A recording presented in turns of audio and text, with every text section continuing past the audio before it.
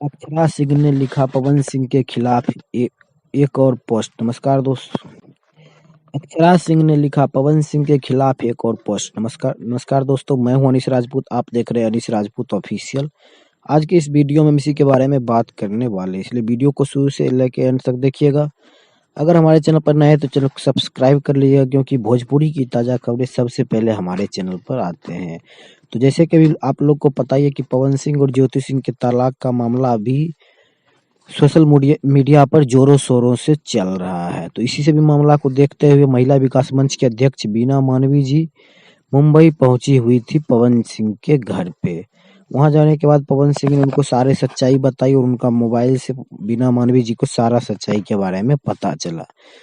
उसके बाद महिला विकास मंच के अध्यक्ष बीना मानवी जी ने बयान दिया, मीडिया में बयान दिया कि अक्षरा सिंह ने पवन सिंह का पूरा बैंक अकाउंट खाली कर दिया और पवन सिंह का घर बर्बाद कर दिया।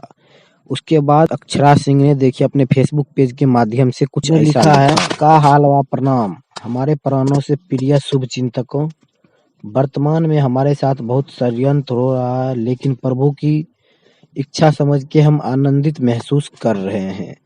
हम अपने फैंस को जानकारी देना चाहते हैं कि हमारे खिलाफ बिना तथ्यात्मक झूठी खबरें और पोस्ट डाली जा रही है, उन पर आप ध्यान न दें। उसके बाद आगे लिखा है, बादल छटेंगे, सूर्य निकलेगा, सत्य की जीत होगी। आपकी प्रिय अभिनेत्री अक्षरा सिंह। तो ऐसा कुछ लिखा है अपने फेसबुक पेज के माध्यम से अक्षरा सिंह ने।